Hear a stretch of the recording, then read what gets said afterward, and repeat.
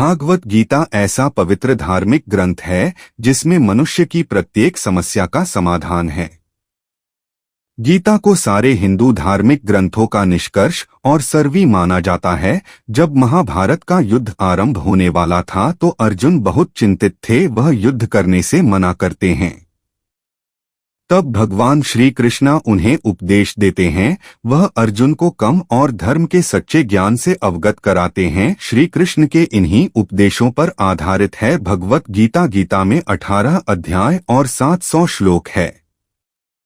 लेकिन कल योगी मानव सांसारिक बंधनों में इस कदर झगड़ा हुआ है कि उसे अपने आप को और भगवान को जानने और समझने का अवसर ही नहीं मिलता। आधुनिक मनुष्य गीता के परम ज्ञान से कोसों दूर है।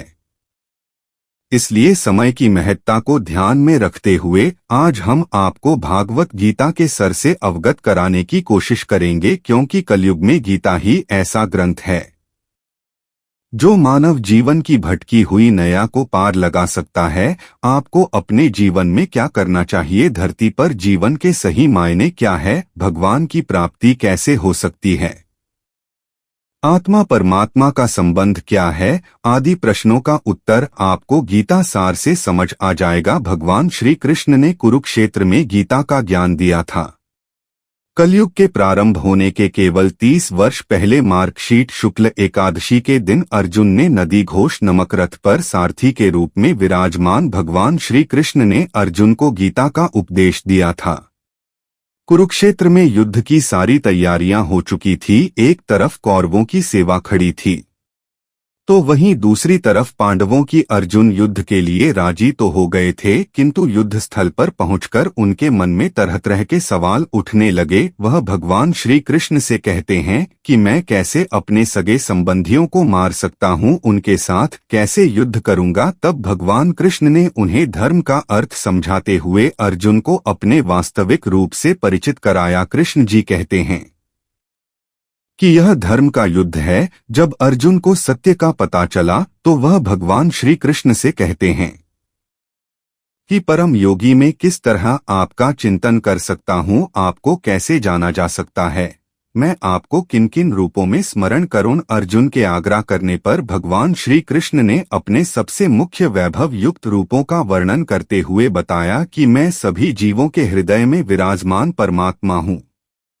मैं ही समझ से जीवन का आदि मध्य और अंत हूँ। मैं आदित्य हूँ, मैं विष्णु हूँ, मैं प्रकाशों में सूर्य हूँ, मैं नक्षत्र में चंद्र हूँ, मैं वेदों में सामवेद हूँ, मैं देवों में स्वर्ग का राजा इंद्र हूँ, मैं इंद्रियों में माँ और समस्त जीवन में जीवन शक्ति चेतना हूँ, मैं रुद्रों में शिव हूँ, मैं एकसन और रक्षन में संपत्ति का देवता कुबेर हूँ, वासु में अग्नि हूँ, पर्वतों में मेर हूँ, पुरोहित में बृहस्पति हूँ, सी नायकों में कार्तिकेय और जलाशय में समुद्र हूँ, महर्षियों में भृगु, वाणी में ओंकार, यज्ञों में जब, समस्त अंचलों में हिमालय, देव वर्षों में नारद, गंधर्व में चित्ररथ और सिद्ध पुरुषों में कपिल मुनि हो, मैं घोड़े में उत्सव श्रवण, गजराजों में ऐरावत, मनुष्य में राजा, हथियारों में वज्र, गायों में सुरभि, संतति उत्पत्ति के कर्म में प्रेम का देवता कामदेव और सांपों में वासुकी हूँ, मैं नागों में अनंतनाग हूँ, जल चारों में वरुण देव हूँ, पितरों में आर्यमन हूँ, नियमों के निर्वाहकों में मृत्युराज यह हूँ, दैत्य में भक्त प्रहलाद हूँ, दमन करने वालों में कल हो, पशुओं में से और पक्षियों में गरुड़ हूँ, समस्त पवित्र करने वालों में वायु, शास्त्रधारियों में राम, मछलियों में मगर, नदियों में गंगा, समस्त विधाओं में आध्यात्मिक विद्या और तर्क शास्त्रियों में निर्णायक सत्य हूँ, अक्षरों में आकर हूँ, समझ में द्वंद्व हूँ, मनु शाश्वत कल हूँ, श्रेष्ठाओं में ब्रह्मा हूँ, मैं सर्वभक्षी मृत्यु हूँ, मैं ही सबको उत्पन्न करने वाला हूँ, मैं समस्त महीना में मार्गशीर्ष अर्थात अगहन हूँ, ऋतुओं में पुष्प खिलौने वाली वसंत ऋतु हूँ, मछलियों में जुआ, तेजस्वियों में तेज, रहस्यों में मौन और बुद्धिमानों में ज्ञान हूँ। आत्ह इस संसार में जो कुछ भी व्याप्त है वह मेरा ही अंश मात्र है। मैं हर जगह हर रूप में विद्यमान हूँ, मैं सर्वव्यापी हूँ, सभी उत्पत्ति मुझसे ही होती है और अंत में सब मुझ में ही विलीन होते हैं। अर्जुन कहते हैं कि प्रभु, मैं देखना चाहता हूँ कि आप इस संसार में किस तरह व्याप्त है, मैं आपके विश्वरूपी दर्शन करना चाहता हूँ। अर्जुन के विनती करने पर भगवान कृष्ण ने उन्हें दिव्य नेत्र दिए थे। जब उन्होंने भगवान के इन रूपों को देखा तो वह अचंभित हो उठा। अर्जुन ने भगवान के असंख्य रूप, असंख्य नेत्र और असंख्य आश्चर्यजनक दृश्य देखे। इस तरह अर्जुन एक स्थान पर भगवान के असंख्य रूपों के दर्शन कर धन्य हो गया। अर्जुन ने कहा कि हे प्रभु, मैं आपके शरीर में सभी संग के रूप, असंख्य नेत्र और संख्या आश्चर्यजनक दृश्य देखे। इस तरह अर्जुन एक स्थान पर भगवान के असंख्य रूपों के दर्शन कर धन्य हो गया। अर्जुन ने कहा कि हे प्रभु, मैं आपके शरीर में सभी देवताओं, सभी जीवों समेत संपूर्ण ब्रह्मांड को देख रहा हूँ। आप में ना तो अंत दिखाई देता है और ना ही आदि। भागवत गीता में भगवान श्री कृष्ण ने कहा है कि अगर मनुष्य मेरी शरण में आना चाहता है तो अपने जीवन को मेरी भक्ति में लगा दे। आत्मा के माध्यम से तुम मेरी भक्ति कर सकते हो। जिस तरह शरीर को स्वस्थ रहने के लिए भोजन की आवश्यकता होती है, इस तरह आत्मा को मेरी भक्ति की आवश्यकता है। जब तक तुम इस दुविधा में उलझे रहोगे कि तुम एक शरीर हो, तब तक तुम मेरी प्राप्ति नहीं कर सकते हो। जब तुम्हें इस बात का ज्ञान हो जाएगा कि शरीर नश्वर है और आत्मा अमर है, तभी तो मुझे पा सकते हो। तुम्हें यह समझने की जरूरत है कि तुम एक शेर नहीं बल्कि आत्म हो। उसे वक्त तुम मेरा ज्ञान प्राप्त करने और मेरी भक्ति करने के योग्य बनोगे, तब तुम्हें मेरी शरण में आने से कोई नहीं रोक पाएगा। संसार में तुम जो कुछ भी देखते हो, छूट हो सकते हो और अनुभव करते हो, वह सब मेरे द्वारा ही रची गई रचनाएं हैं।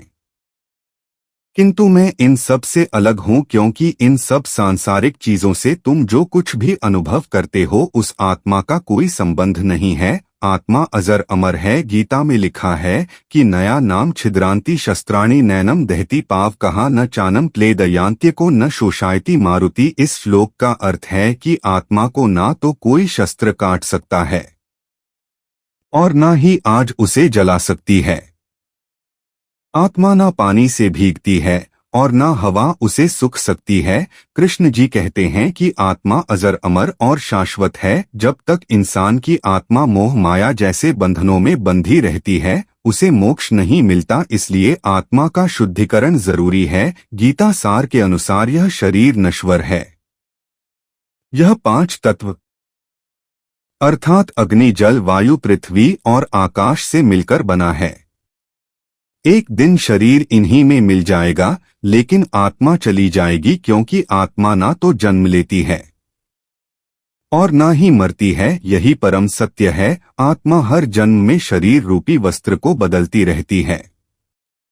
यूं ही जीवन मरण का चक्र चलता रहता है। आत्मा जब तक मोक्ष प्राप्त नहीं करती, तब तक वह जन्म लेती है। कृष्ण जी कहते हैं कि परित्राणाय साधु नाम विनाश आया चतुष्कता धर्म संस्था पैनार्थ यह संभवमी युगे युगे। इस श्लोक में कृष्ण जी ने कहा है कि अच्छे लोगों के कल्याण और बुरे लोगों के विनाश और धर्म की स्थापना के लिए मैं हर युग में जन्म लेता रहूंगा। श्री कृष्ण कहते हैं कि जो लोग श्रद्धा रखते हैं, अपनी इंद्रियों पर संयम रखते हैं और साधना करते हैं, वे लोग अपनी तत्परता से ज्ञान प्राप्त करते हैं। ज्ञान मिलने पर परम शांति की प्राप्ति होती है।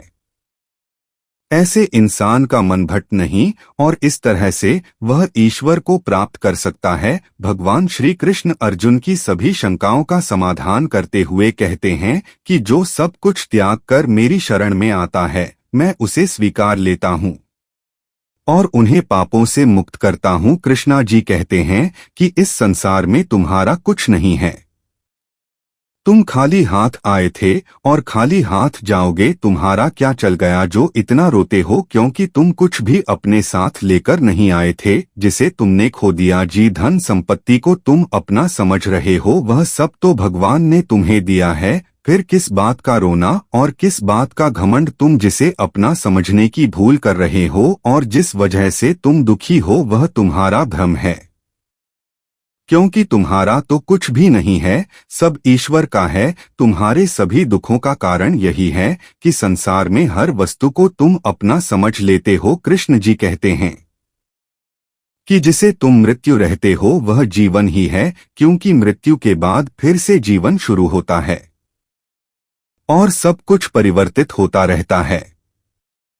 जिस तरह एक पल में कोई अमीर बन जाता है तो दूसरे ही पल में गरीब, सारा झगड़ा केवल अपना पराया, तेरा मेरा, छोटा बड़ा आदि सबका है।